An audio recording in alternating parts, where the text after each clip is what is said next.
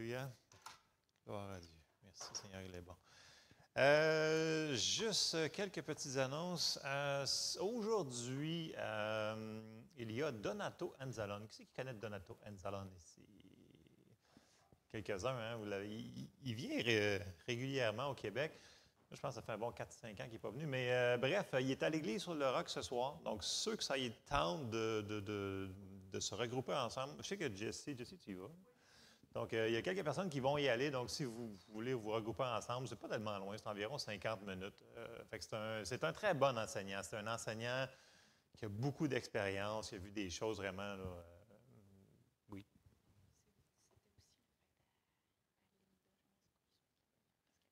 Ah, c'était la fête à Linda aussi. Bonne fête, Linda, qui n'est pas ici ce matin. Oui. Bonne fête, Linda, qui nous peut-être écoute en ligne. Alors, c'est ça. Donc, oui, s'il y a des gens qui veulent monter à Sherbrooke ce soir, c'est à Rock-Forest, c'est plus proche. Juste à contacter Jesse, voir comment il y a de personnes qui vous voulez vous ramasser ensemble pour aller voir entendre la parole de Dieu. Amen. Donc, on va ouvrir en parole et on va ouvrir en prière. Avant d'embarquer dans la parole, ça va aller mieux comme ça. Merci, Seigneur. Seigneur, on te remercie merci pour cette journée que tu as créée. Merci, Seigneur, parce que tu as des choses à nous dire ce matin qui sont importantes pour nos vies. On te demande de nous aider à comprendre et à les mettre en application dans le nom de Jésus. Amen. Amen. J'ai bien aimé ce que Donald a dit sur ce qu'il disait. Puis j'entends souvent des prédicateurs qui ont beaucoup d'expérience, ils vont dire, moi, parce qu'ils entendent souvent du monde qui chiale, parce que du monde, ça chiale-tu du monde des fois? Surtout dans le temps des impôts. En tout cas. Mais, puis lui, il dit, non, il dit, moi, là, mes impôts, ils s'en vont pas où est-ce que c'est mauvais. Moi, mes impôts s'en vont où est-ce que ça fait du bien. C'est sa déclaration de foi. Tu sais, non, mais pour de vrai, c'est important de croire ces choses. En tout cas, c'est un peu le message qu'on s'en va ce matin. Dans les dernières semaines, on a parlé qu'il faut renouveler nos pensées avec la parole de Dieu et pour le faire, on a effleuré des grandes lignes qu'on doit constamment se nourrir sur la parole de Dieu, la méditer et la mettre en pratique. Ça, on l'a vu. Autre chose aussi qui rentre là-dedans, prier en langue. Prier en langue, ça va renouveler, ça va fortifier notre esprit, c'est super important. Et c'est constamment, tu ne peux pas le faire juste une semaine puis arrêter un mois de temps. Ça ne marche pas. C'est une manière de vivre, c'est constant. Donc, il faut être constant dans ces affaires-là. Puis là, on va retourner voir un passage qu'on a utilisé dans les dernières semaines, mais on n'a pas encore touché tout sur ce que ces versets-là nous enseignent. Puis vous allez voir pourquoi que je retourne sur ces passages-là. Premier passage, c'est dans Josué au chapitre 1 au verset 8. Ça nous dit que ce livre de la loi ne s'éloigne point de ta bouche, médite-le jour et nuit pour agir fidèlement selon tout ce qui est écrit, car c'est alors que tu auras du succès dans toutes tes entreprises et c'est alors que tu réussiras. Donc, tout le monde, on est d'accord qu'on veut faire ça, on veut avoir du succès dans tout ce qu'on entreprend. Bon, on a fait le point qu'il faut vraiment rentrer la parole dans nous autres, il faut la lire, il faut l'écouter, il faut la méditer et il faut la mettre en pratique. Ça, je l'ai mentionné. Mais, si on fait rien que ça, on n'a pas fait tout le verset. Parce que ce que Dieu dit à Josué, il commence par que ce livre de la loi ne s'éloigne point de ta bouche. Et c'est un sujet qu'on n'a pas encore vraiment touché dans cette série-là, parce que ça fait partie du verset. On ne peut pas enlever cette partie-là. S'il dit qu'il faut que tu fasses ça, il faut que tu le mettes en pratique, il faut que tu la médites, bien, on ne peut pas enlever de le mettre dans notre bouche. Et on va aller là-dessus ce matin, et vous allez voir, tout se connecte. Et on avait été voir dans Jacques, chapitre 1, chapitre 2, puis là, Jacques, il nous disait que tu dois mettre la parole en pratique, puis on a vu des exemples sur ça. Bon, on va retourner rapidement dans Jacques et au chapitre 1, et on va relire ce qu'on avait lu brièvement, et après ça, on va avancer vers... vous allez voir, tout est connecté, ça va tout ensemble. On ne peut pas enlever un morceau puis que ça fonctionne comme il faut, ça ne fonctionnera pas. Jacques 1, au verset 22, on avait lu « Mettez en pratique la parole et ne vous bornez pas à l'écouter en vous trompant vous-même par de faux raisonnements. Car si quelqu'un écoute la parole et ne la met pas en pratique, il est semblable à un homme qui regarde dans un miroir son visage naturel et qui, après s'être regardé, s'en va et oublie aussitôt quel il était. Mais celui qui aura plongé le regard dans la loi parfaite, la loi de la liberté, et qui aura persévéré, n'étant pas un auditeur oublieux, mais se mettant à l'œuvre, celui-là sera heureux dans son activité. Là, on voit qu'on avait vu dans ces passages-là, un petit peu plus loin, que la foi sans les actions correspondantes, elle est morte. On l'avait vu, donc il faut faire les actions correspondantes. On avait regardé Abraham, on avait vu Rahab, et on avait vu qu'ils sont rementionnés dans le chapitre 11 de Hébreux, que c'est par la foi qu'ils ont fait ces choses-là. Bon. Tout de suite après ça, après le chapitre 2, on arrive dans le chapitre 3 dans Jacques. Et là, Jacques, il va nous parler sur les paroles. Qu'est-ce qu'on dit? C'est tout connecté. Ça se suit, ça va ensemble. On ne peut pas enlever, ça se suit. Allons dans Jacques 3, on avance un petit peu. Jacques 3, et on va commencer au verset 2. Jacques 3, 2, ça nous dit, « Nous bronchons tous de plusieurs manières. Si quelqu'un ne bronche point en parole, c'est un homme parfait. » Certaines de vos Bibles vont dire un homme mature. Je ne sais pas ce que vous avez dans vos traductions, là, mais c'est le mot pour mature. C'est un homme parfait, capable de tenir tout son corps en bride. Et là, il va nous donner des exemples. Si nous mettons le mors dans la bouche des chevaux pour qu'ils nous obéissent, nous dirigeons aussi leur corps tout entier. Voici, même les navires qui sont si grands et que poussent des vents impétueux sont dirigés par un très petit gouvernail au gré du pilote. C'est lui qui décide. De même, la langue est un petit membre et elle se vante de grandes choses. Voici comme un petit feu peut embraser une grande forêt. La langue aussi est un feu, c'est le monde de l'iniquité. La langue est placée parmi nos membres, souillant tout le corps et enflammant le cours de la vie, étant elle-même enflammée par la géhenne. Toutes les espèces de bêtes et d'oiseaux, de reptiles marins, d'animaux marins sont domptés et ont été domptés par la nature humaine. Mais la langue, aucun homme ne peut la dompter, c'est un mal qu'on ne peut réprimer. Elle est pleine d'un venin mortel. Par elle, nous bénissons le Seigneur notre Père, et par elle, nous maudissons les hommes faits à l'image de Dieu. De la même bouche sortent la bénédiction et la malédiction. Il ne faut pas, mes frères, qu'il en soit ainsi. La source fait-elle jaillir par la même ouverture l'eau douce et l'eau amère? Non. Un figuier, mes frères, peut-il produire des olives ou une vigne des figues? De l'eau salée ne peut pas non plus produire de l'eau douce. Et là, on a toutes ces images-là de... et ça passe tout par la langue en tant que telle. Si notre intelligence est renouvelée, elle va dire les bonnes choses. Vous me suivez? On parle sur renouveler l'intelligence. Et le renouvellement d'intelligence va se faire par la parole, mais si notre intelligence n'est pas renouvelée, ce qui est dans notre cœur va finir par sortir. Et si c'est des choses mauvaises qui vont sortir, bien, ça va affecter notre vie vers la mauvaise direction. Parce que là, c'est comparé à un gouvernail, on va dire un volant de notre vie. Okay? Les paroles de notre bouche ont une excessivement grande importance dans notre vie. Je sais, qu'on l'a déjà entendu, mais il faut qu'on se le rappelle. Les paroles sont importantes. Et l'essence que je veux mettre l'emphase ce matin, puis j'ai des exemples aussi pour vous, là, je vais voir comment on peut se rendre, là, mais on va avoir dans notre vie ce que l'on dit, pas nécessairement ce que l'on croit. Tu vas me dire, bien voyons donc, c'est ce que la parole nous enseigne. Et on va aller voir ça. Donc, notre bouche, là, nos paroles, là, c'est ça qui va diriger notre vie. Okay? Donc, si on a du bien dans notre vie, c'est correct, sûrement qu'on a des bonnes paroles. Mais s'il y a des choses qui se passent mal, ou s'il y a des choses qu'on veut que ça change, bien, il faut changer nos paroles. Ce n'est pas optionnel, c'est obligatoire.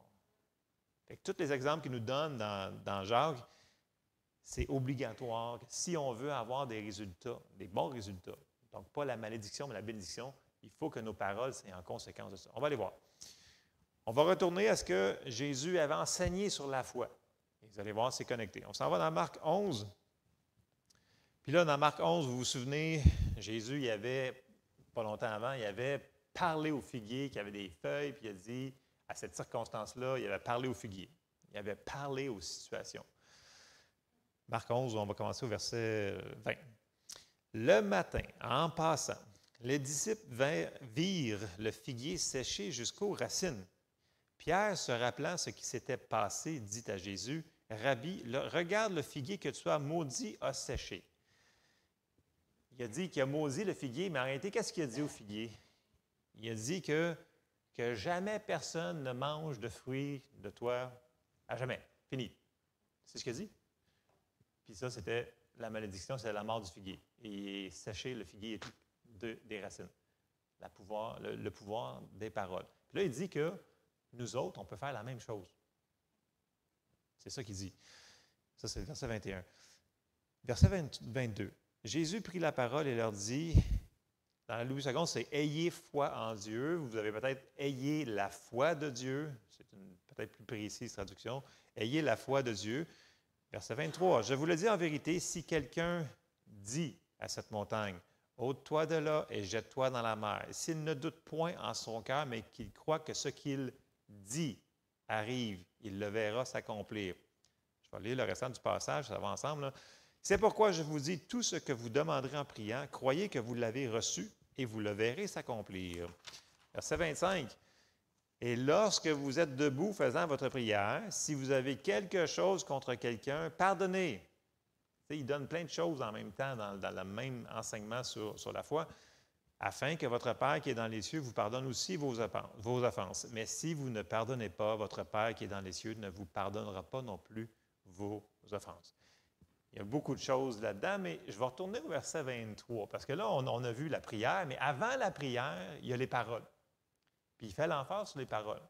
Il dit, si quelqu'un dit à cette montagne, « ôte-toi de là », et elle se jettera dans la mer.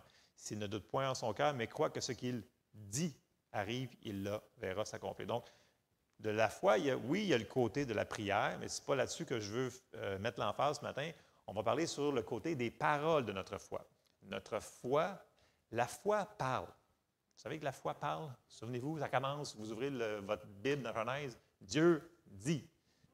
Et ce fut. Et vous savez qu'on est créé à l'image de Dieu? On a été créé comme ça. Nos paroles font quelque chose. Nos paroles font toujours quelque chose. Qu'on le réalise ou non, qu'on ne veut pas croire aux principes spirituels, ça va faire quelque chose quand même. On va avoir ce que l'on dit. Les montagnes qui sont dans nos vies, qu'on veut qu'ils changent, bien, on doit leur parler. On ne peut pas rester muet devant ça. Puis, la manière qu'on va le faire, c'est avec le gouvernail, c'est avec le volant, c'est avec nos paroles qu'on va les tasser de là. Et on s'en va dans Romains 4, 17. Je sais que les gens, des fois, ils me disent « Ouais, mais si tu dis ça, ça veut dire que tu nies les situations. » Non, non, non, on ne nie jamais les situations. OK? Il faut qu'on sache à quoi qu'on se bat contre, qu'est-ce qui arrive comme nous autres, c'est-tu bon, c'est-tu pas bon. Il faut, on se cache pas la tête dans le sable. Mais il y a une différence entre reconnaître la situation puis parler de la situation. Okay? Je sais qu'il y en a qui n'aiment pas ça, ces affaires-là. Je vais embarquer dans les passages, je les comprends. Romains 4, 17. « Je t'ai établi père d'un grand nombre de nations. Il est notre père devant celui auquel il a cru, Dieu qui donne la vie aux morts et qui appelle les choses qui ne sont point comme si elles étaient. » Donc, les gens vont se dire, mais il nie les circonstances. Non, il ne nie pas les circonstances. Il parle la parole pour les changer. C'est complètement différent. Okay? Il va dire la parole et c'est ça qui va arriver. Et c'est ça qui va nous arriver si on fait la même chose. Et c'est là que nos paroles sont tellement importantes. Et c'est partout dans votre Bible. Faites juste aller dans les Proverbes. Vous allez voir comment que ça va vous dire que la puissance, qu'est-ce que ça fait la langue. La langue, ça peut blesser, la langue, ça peut tuer, ça peut guérir. Tout ce que nos paroles peuvent faire, on le sait, mais est-ce qu'on le réalise au point de de mettre une garde dans nos bouches puis de dire les bonnes choses. Juste un proverbe, Proverbe 18 au verset 20, ça nous dit « C'est du fruit de sa bouche que l'homme rassasie son corps. C'est du produit de ses lèvres qu'il se rassasie. La mort et la vie sont au pouvoir de la langue. Quiconque l'aime en mangera les fruits. »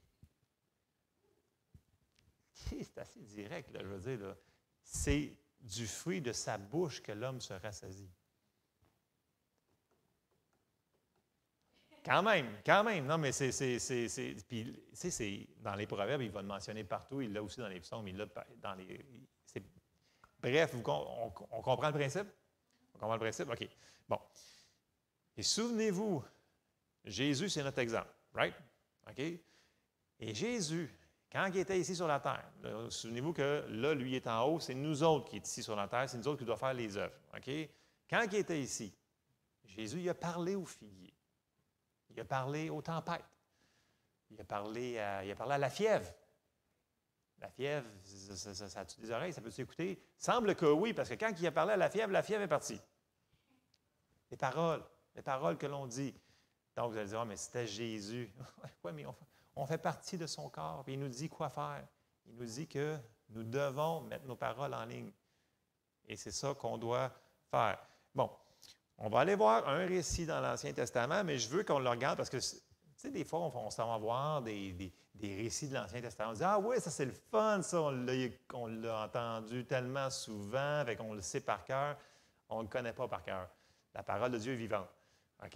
Là, je veux qu'on le regarde, le récit qu'on va aller voir, sous l'angle de regarder ce qui est dit. Regardez la puissance, la parole des gens qui vont parler dans ce récit-là. OK? Vous le connaissez, on s'en va dans 1 Samuel 17. Et on va commencer au verset 8. Je vais condenser pour le temps, là, mais c'est tellement important ce qu'on regarde ce matin. Et j'ai des exemples, comme je vous dis, à vous donner. On va voir ce qu'on va pouvoir faire comme exemple, mais allons voir. 1 Samuel 17, on va commencer au verset 8. C'est Goliath qui est là. Et verset 8, ça nous dit « Le Philistin s'arrêta et s'adressant aux troupes d'Israël rangées en bataille, il leur cria « Pourquoi sortez-vous pour vous ranger en bataille? Ne suis-je pas le Philistin et n'êtes-vous pas des esclaves de Saül? Choisissez un homme qui descende contre moi.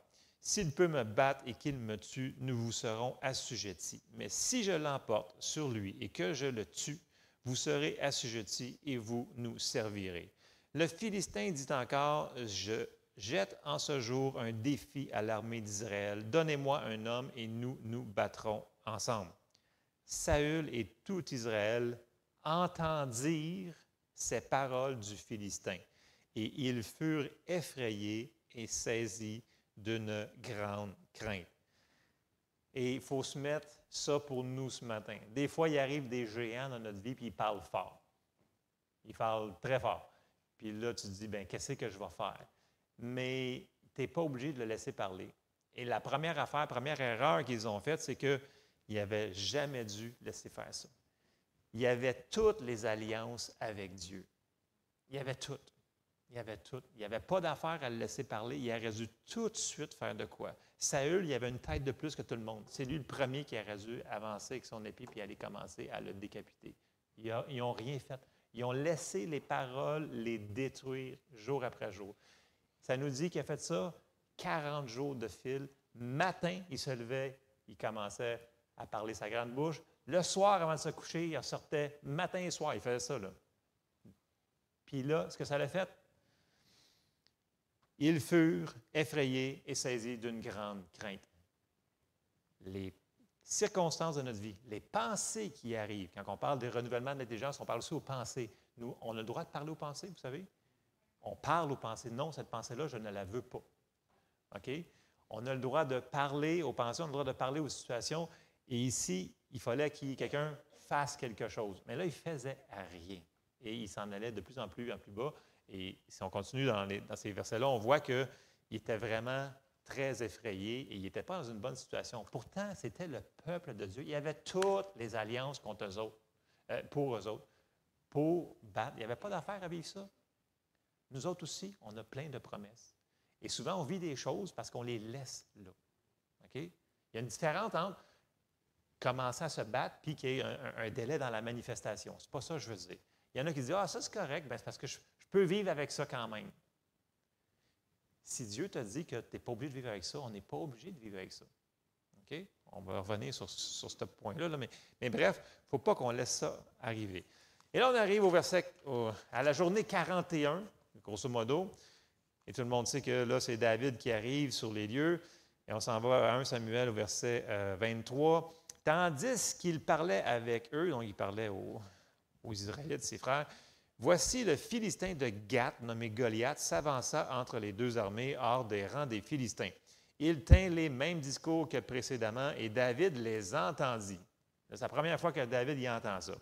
À la vue de cet homme, tous ceux d'Israël s'enfuirent devant lui et furent saisis d'une grande crainte. Là, on parle des vaillants guerriers. Là. Ils s'enfuirent devant la vue. Pas fort, là, leur affaire. Là. C'est pas ça, pas en tout ils ne devraient pas être rendus là. Chacun disait, avez-vous vu s'avancer cet homme?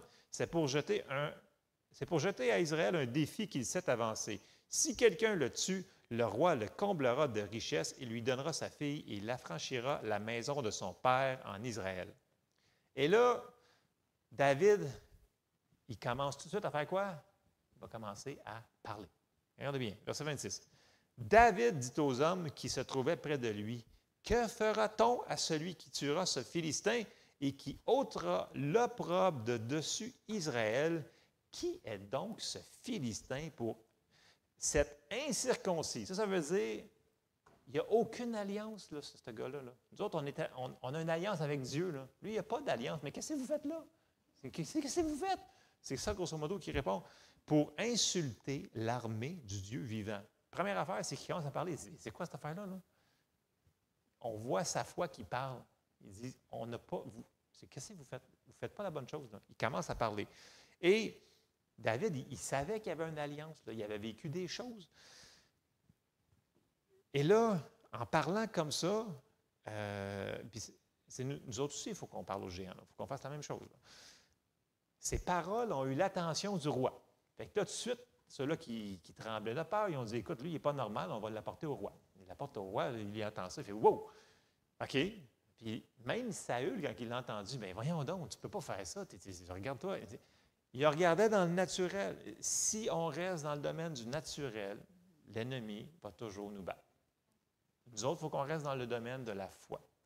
On ne peut pas se battre sous les règlements de l'ennemi. On va perdre. On va perdre. On a des règlements que Dieu nous a donnés. Si on travaille selon les règlements de la foi, c'est nous autres qui va gagner. Tout le temps. Parce que Dieu est avec nous, puis ses règlements, il nous les a donnés, ces règlements, ces règles de la foi. Bon, on s'en va au verset 31. Lorsqu'on eut entendu les paroles prononcées par David, on les répéta devant Saül qui le fit chercher. David dit à Saül, « Que personne ne se décourage à cause de ce Philistin. Ton serviteur ira se battre avec lui. » Et là, Saül, il n'a pas encore compris. Saül dit à David, « Tu ne peux pas aller te battre avec ce Philistin, car tu es un enfant. Et il est un homme de guerre dès sa jeunesse. » David dit, mais où qu'il parle tout le temps, David? Il parle. Mais il parle toujours constant, c'est la même chose. Il dit, je m'en fous. Il se fout que ce qu'il y a dans le naturel. Dans le naturel, là, ça n'a aucun sens. Là. Même s'il aurait été plus grand, plus petit, plus gros, plus gras, moins gras, là, ça ne change rien. Là. Le géant, il mesurait environ, selon les mesures, là, entre 10 et 11 pieds. Là, okay, là.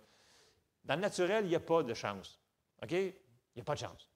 Que tu mesures 6 pieds 5, 6 pieds 8, tu vas te faire envelopper pareil. On ne peut pas fonctionner selon les règlements du naturel. On fonctionne selon les règlements du spirituel. OK? Bon. David dit à Saül, « Ton serviteur. » Puis là, il dit, « Regarde, là, ma foi, là, elle m'a déjà amené jusque-là. Regarde bien. Ton serviteur faisait paître les brebis de son père, et quand un lion ou un ours venait en enlever une du troupeau, je courais après lui, je le frappais et j'arrachais la brebis de sa gueule.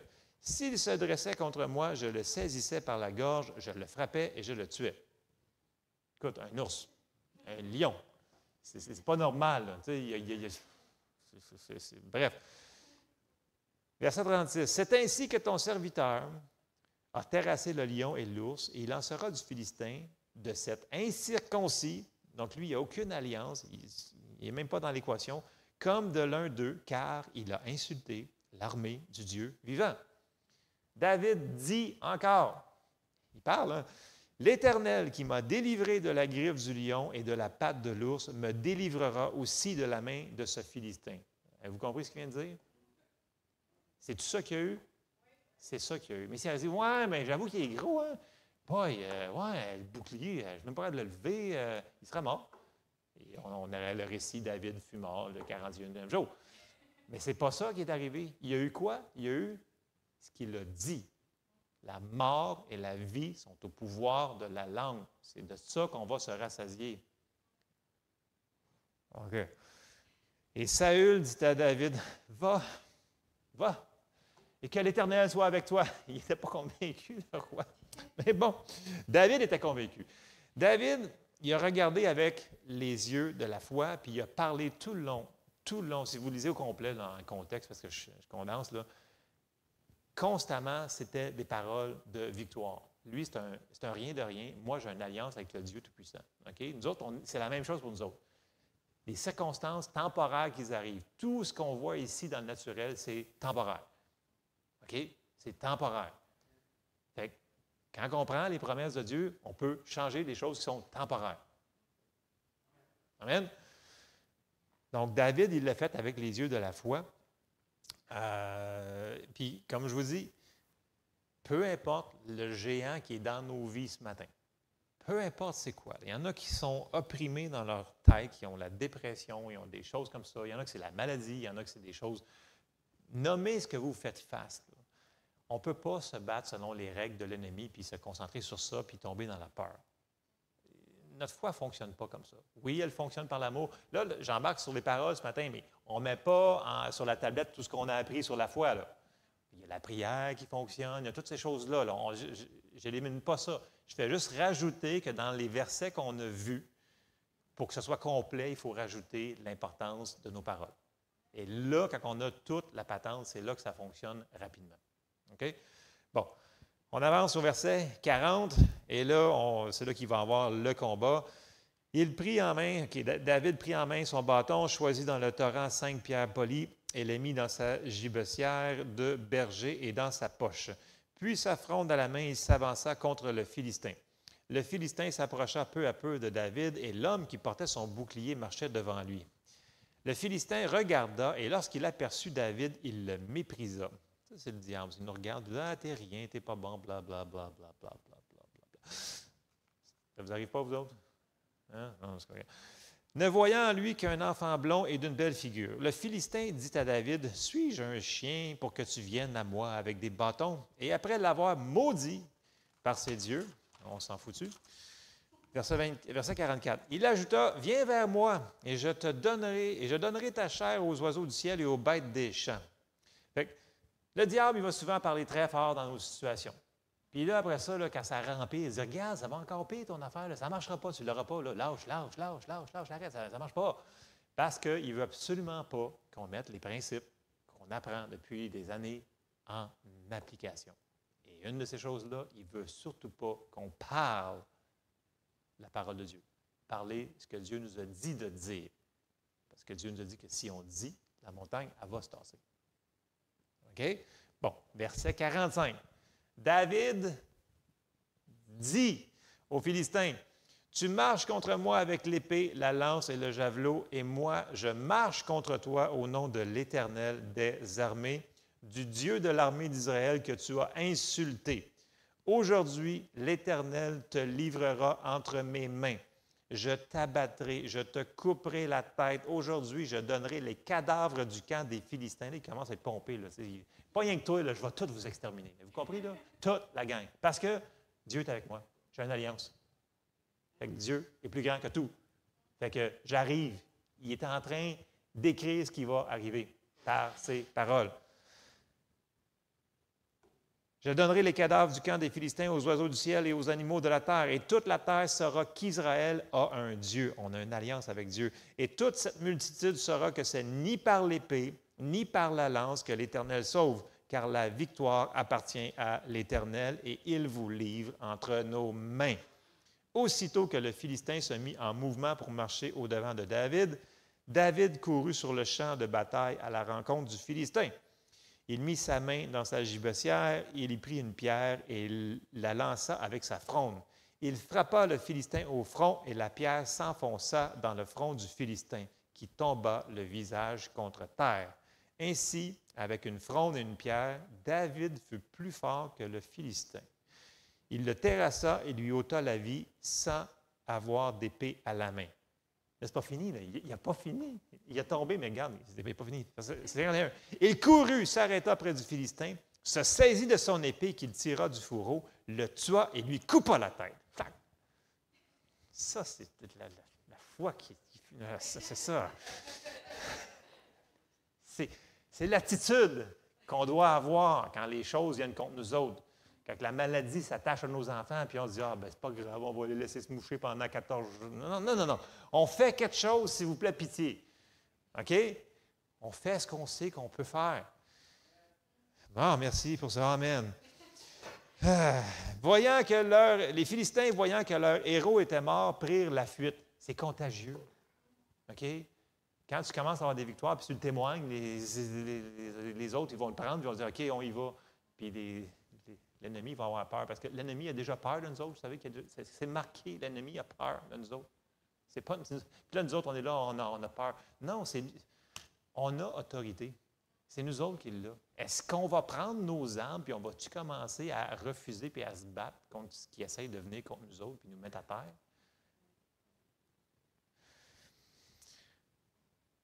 David, il a parlé complètement d'une manière convaincue tout le long. Il n'a pas arrêté du début. La première parole qu'il a entendue, il m'a dit, c'est quoi ça? Puis il a commencé, puis il a parlé.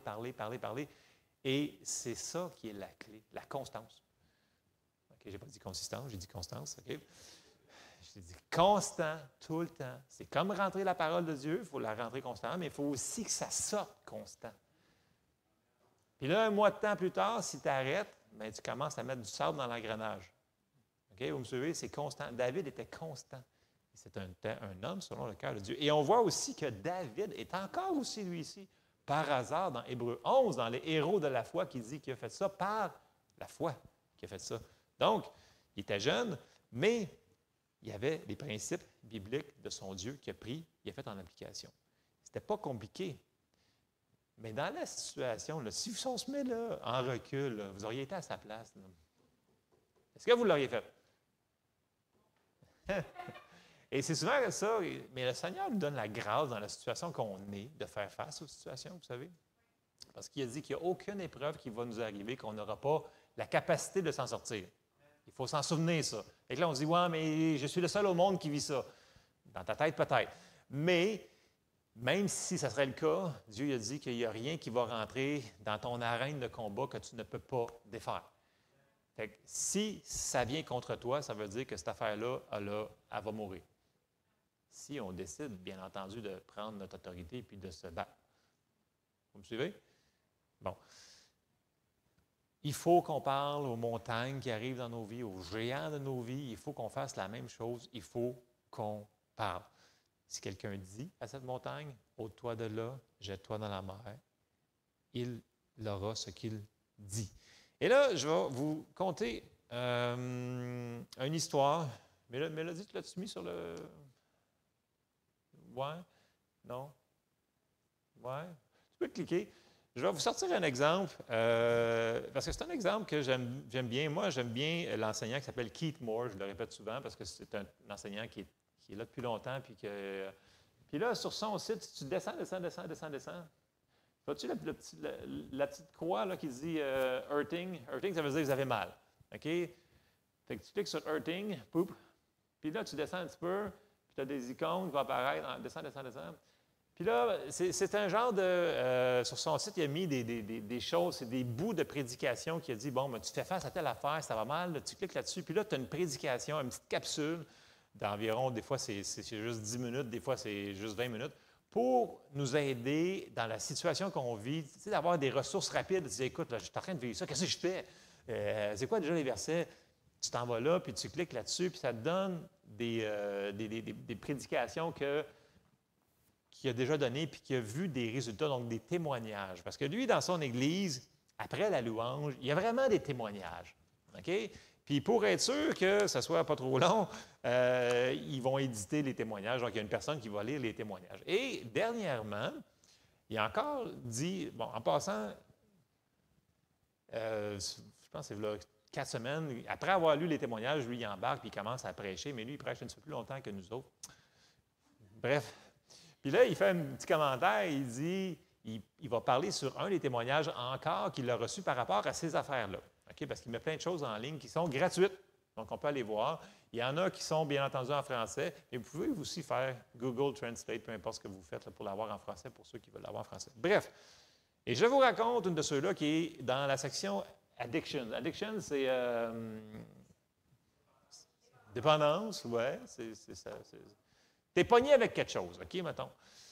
Puis, et c'est une histoire que j'avais entendue il y a environ une vingtaine d'années que Keith avait conté, puis ça, wow, j'ai dit, quel... Et c'était sur sa série qui parlait sur la puissance de nos paroles. OK? Super de bonne série, si vous voulez l'écouter, c'est juste 13 prédications. Non, mais c'est vrai, c'est juste 13 prédications. Non, mais c'est d'environ 1 heure. Non, mais il fait des fondations, là, lui, puis écoute, c'est un enseignant, ça l'enseigne, OK? Fait qu'il enseigne là-dessus. Puis là, tout d'un coup, il va donner cet exemple-là. Et c'est l'exemple de la personne qui est venue le voir, qui voulait arrêter de fumer.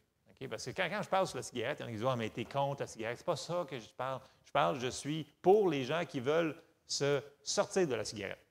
OK? Je fais juste la mise en page, là. Okay? Donc, un jour, c'est ça qu'il raconte dans la section addiction, c'est un des exemples qui compte. Il y a un homme qui est venu le voir, donc le part qu'il l'a entendu, il l'avait sûrement, je regarde Marco qui me regarde, l'as-tu déjà entendu, toi? Oui, OK. Bon. OK. Donc, un jour, il y a un monsieur qui arrive voir Keith. Puis là, il dit, écoute, il dit, je ne sais plus qu'est-ce que faire. J'ai tout essayé. Je ne suis pas capable d'arrêter de fumer. Il dit, j'ai essayé les patchs. J'ai essayé la gomme, j'ai essayé les thérapies, j'ai essayé ci, j'ai essayé ça. Je me suis fait prier pour moi des douzaines de fois. J'ai tout fait, je ne suis pas capable. Puis là, Keith, il le regarde, il dit « OK ». Fait que, puis là, le gars, il raconte son histoire, puis il compte tout ce qu'il a fait pour arrêter de fumer. Puis là, il dit « OK, calme-toi, calme-toi, calme-toi, calme-toi ». Il dit « OK, c'est correct, j'ai compris ». Puis là, dans l'espace de son 5 minutes qu'il a parlé, il a dit au moins une quinzaine de fois « Je ne suis pas capable d'arrêter de fumer ». Et que là, Keith, il calme un petit peu, il dit « Est-ce que tu vas faire ce que je vais te demander de faire? » Il dit « Non, non, non. » Là, il recommence à pleurer, puis là, il reboucle. Il dit « Non, non, non. Demande-moi pas de jeter mes paquets de cigarettes. J'en ai jeté des cartons, des cartons, puis des cartons. Puis là, j'ai arrêté. Puis là, je dis « Non, non. Tu vas-tu faire ce que je vais te demander de faire? » Là, il me regarde, il dit « Qu'est-ce que tu vas me demander de faire? » Il dit « Premièrement, je ne prierai pas pour toi. » Là, le gars, il fait « Tu ne prieras pas pour moi? » Et là, l'homme était comme vraiment, vous écoutez l'histoire, l'homme était complètement sidéré qu'il n'allait pas prier pour lui. Et il dit, mais qu'est-ce que tu vas faire? Il dit, c'est pas ce que je vais faire, c'est ce que tu vas faire. Il dit, à partir de maintenant, il dit, je ne vais plus jamais t'entendre dire, je ne suis pas capable d'arrêter de fumer. Là, le gars, il fait, OK, ensuite, et là, à chaque fois que tu vas toucher à une cigarette, tu vas dire, merci Seigneur Jésus parce que je suis libre de la cigarette, je suis libre de la nicotine, je suis libre. Là, il dit, continue. À chaque fois que tu vas allumer une cigarette, je veux que tu dises, merci Seigneur parce que je suis libre. À chaque fois que tu, entre chaque puff de cigarette, je veux que tu dises, merci Seigneur parce que je suis libre. Et là, il dit, ouais, mais il dit, je vais être en train de fumer. Il dit, tu es déjà en train de fumer.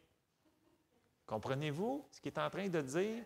Puis là, je l'amène à les gens qui disent, ouais, mais tu nies les circonstances. Non, on ne nie pas les circonstances. On essaye de faire mettre la parole de Dieu par-dessus. Vous suivez là, l'histoire? Et là, il continue. Là.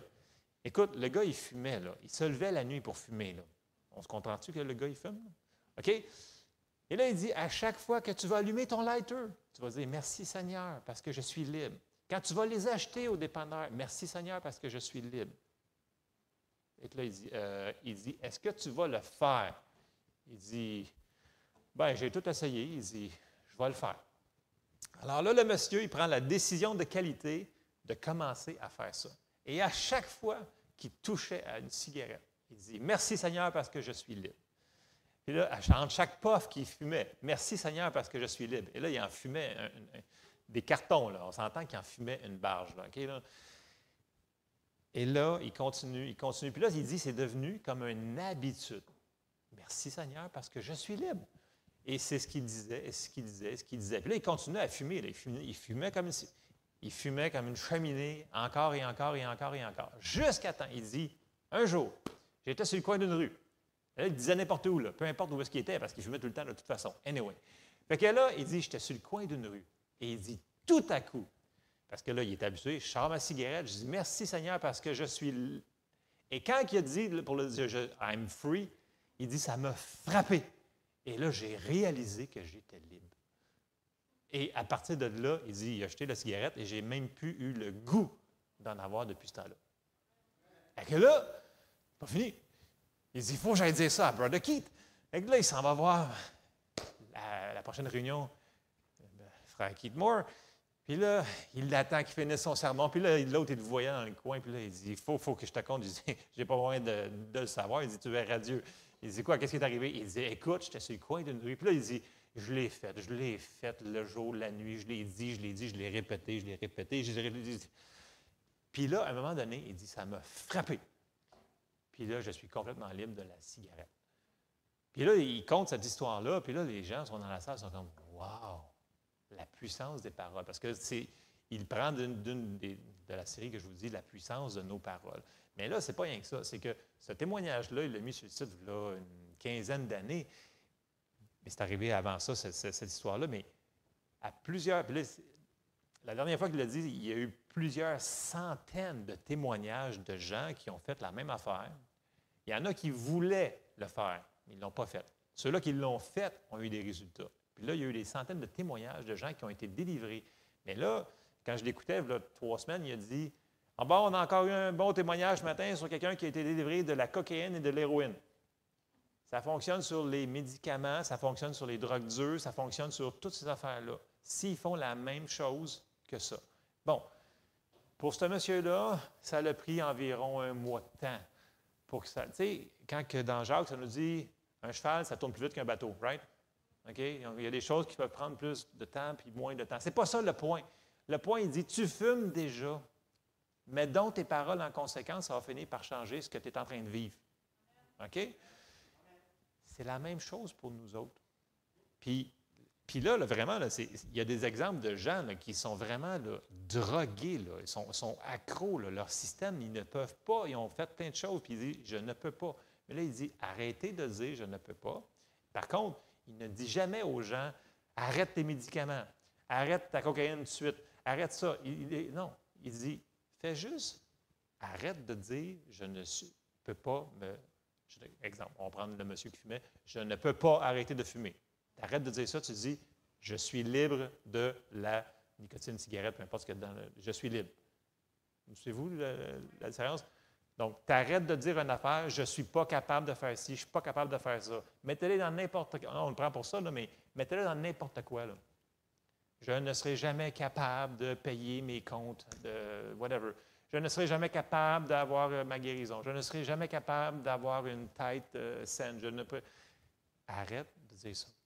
Puis là, tu dis, merci Seigneur parce que je suis libre de ça. Qu'est-ce qu'on a lu dans Proverbe? On va avoir ce qu'on dit. Fait que ça n'annule pas. Bon, là c'est parce qu'on parle sur les paroles ce matin. Okay? On parle sur la puissance de nos paroles. Puis là, en passant, pas la puissance des paroles du prédicateur, là. OK? De nos paroles. On va se rassasier de ce que nous autres on dit. Ça, c'est quelqu'un que les autres ne peuvent pas le faire pour nous autres. La prière, c'est différent. On peut prier pour nous autres en premier, c'est correct. Il y a des gens qui peuvent prier pour vous autres. Mais ce qui sort de notre bouche, c'est nous autres qu'il faut qu'ils renouvellent nos pensées avec ce que Dieu veut qu'on parle. Vous suivez? Il n'y a personne qui peut parler pour moi. Moi, je peux parler pour moi. Vous me dites, ouais, mais c'est dur. Oui, mais on est capable de le faire. Si on réalise que ce qu'on va dire va arriver, bien, on va mettre une garde dans nos bouches. On va prier, ce que David il disait, Seigneur, mets une garde à ma bouche, veille sur la porte de mes lèvres et que ma langue soit comme la plume d'un habile écrivain. Pourquoi que David disait ça? Parce qu'il avait compris que les paroles, ce n'était pas juste comme ça. Ça blesse, ça tue ou ça guérit.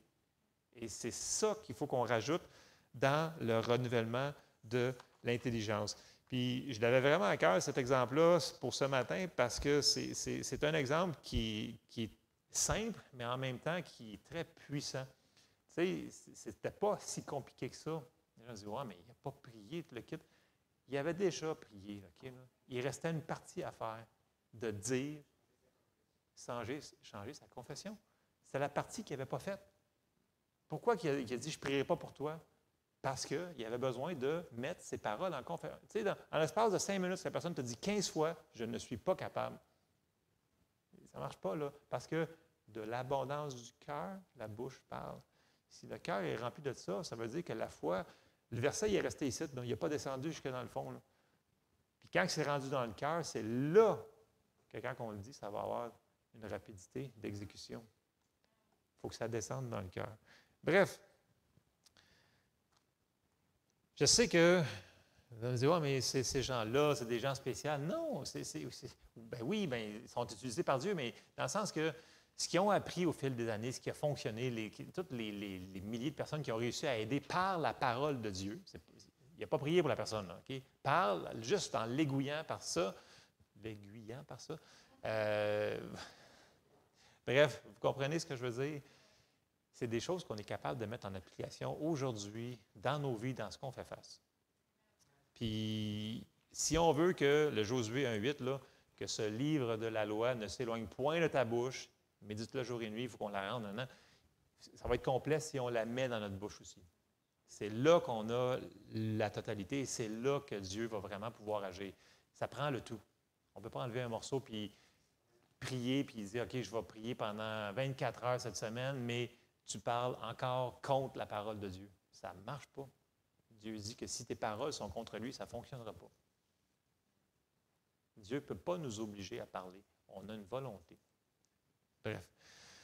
Donc, peu importe quelle situation que vous vivez ce matin, OK, puis ça ne va pas dans le bon endroit, bien, tournez le volant, OK? Puis si vous voulez aller par là-bas, bien, tournez vos paroles vers là-bas pour que ça aille vers l'endroit qu'on veut aller. Ce n'est pas trop compliqué, puis on est capable de le faire. Oui, garanti. Des fois, c'est rapide, des fois, c'est moins rapide. Il y en a que ça a pris des années là, pour que ça fonctionne. Là. Ça dépend comment creux, que ça faisait longtemps qu'ils faisaient aussi cette affaire-là. Il y a plusieurs situations en jeu. Là. Il y en a aussi qu'il fallait qu'ils mettent leur vie en règle. Il y a plein de choses aussi là-dedans. On n'enlève pas ce qu'on a appris au cours de notre vie, là, mais dans le sens que c'est une partie qui est majeure. Donc, la puissance de nos paroles dans nos vies. Si c'est nos enfants, je fais la parenthèse, c'est nous autres qui avons autorité encore quand ils sont jeunes. Donc, on va déclarer pour eux autres. Mais il faut les apprendre à eux autres qui commencent à dire les bonnes choses. Parce qu'à un moment donné, quand ils sont rendus trop vieux, c'est eux autres qui ont autorité. Et là, on n'a plus autorité pour parler sur eux autres. Vous me suivez? Bon. Je termine sur ça. On se lève ensemble. Je sais que c'est très direct, mais écoutez, ben, c'est la parole de Dieu. On a le choix de l'apprendre puis de l'accepter, puis d'aller vérifier si ces versets-là sont vraiment là. Puis il y en a beaucoup d'autres, je n'ai pas tout nommé. Là. Puis tu sais, ça, c'est une des ressources que j'ai shootées en arrière pour Mélodie nous a montré. Là. Il y en a plein d'autres qui ont fait la même chose. Donato Anzalone, là, qui est au Québec, là, c'est lui qui a écrit le livre L'audace de la foi, le livre bleu. Vous en reste des livres bleus en arrière? On n'en a pas? On en a. C'est lui que sa petite fille là, qui est née légume, là, puis que ça a pris 3 ans. Ça a pris 3 ans avant qu'il y ait un changement dans la. C'est 2 ans et demi ou 3 ans, là, si vous avez. Puis tout ce qu'il faisait, là, c'est que lui et sa femme, ils se sont accordés, ils ont dit parfait, Seigneur, on te demande la guérison. Puis là, ils ont continué à parler sur leur enfant qui était légume. Écoute, c'est rough sur un parent, là, 3 ans de temps. Là. Puis c'était non négociable. Les médecins avaient dit c'est impossible, ton enfant va rester un légume, il ne bougera même pas, il n'entendra pas, c'était une petite fille. Puis aujourd'hui, elle est dans la trentaine, elle s'est mariée, elle a plein d'enfants. Peut-être plus vieille que ça, bon, la quarantaine, peu importe. Bref, il a vécu le miracle, mais ça n'a pas été spectaculaire. il a dit, on a déclaré la parole de Dieu sur l'enfant et l'enfant a été guéri graduellement. Le gouvernail, là, tu sais, sur un bateau, savez-vous qu'un navire, là, ça tourne souvent sur des kilomètres avant qu'il fasse. Fait que là, les gens, souvent, ils disaient, après un bout de temps, ils disaient, ben non, ça ne marche pas. Oui, mais attends un petit peu, là, il est en train de finir de tourner, là. Il faut rajouter la persévérance, des fois. Parce que là, on parle, puis là, le bateau, il a tourné, puis là, ça fait comme 30 ans que tu vis ça, mais là, tu dis, ah non, j'arrête.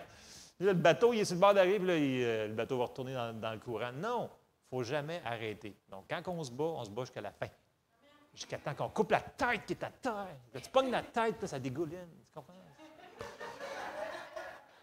Il faut être violent contre ces affaires-là. Il ne faut pas se laisser avoir. Des fois, je parle à du monde, puis c'est comme, ouais, mais je peux vivre avec. Non, arrête! Si tu peux faire quelque chose, faisons quelque chose. Bon, j'arrête là-dessus. Ah, Seigneur. Merci, Seigneur. Seigneur, on te remercie parce que tu nous as donné, Seigneur, plein d'armes, de ressources, Seigneur, qu'on puisse se servir, Seigneur, pour qu'on puisse accomplir ta volonté ici sur la terre, Seigneur. On te demande de nous aider. Donne-nous, Seigneur, la violence intérieure, Seigneur, de se tenir contre les attaques de l'ennemi, qu'on puisse mettre en application tout ce que tu nous as appris, Seigneur, que l'on puisse vivre dans la victoire. Et je te demande d'aider, Seigneur, ceux-là qui sont fatigués, qui sont découragés, de ne pas arrêter, Seigneur, de les fortifier dans leur esprit, Seigneur, qu'ils puissent reprendre le combat et qu'ils puissent recevoir la victoire que toi, tu leur as déjà donnée, mais qu'on veut voir la manifestation. On te demande ton aide et on te remercie, Seigneur, parce que toi, tu nous amènes toujours à la victoire et tu es en nous et tu nous aides tout le temps. Merci, Seigneur, tu es tellement bon. Au nom de Jésus. Amen. Soyez bénis.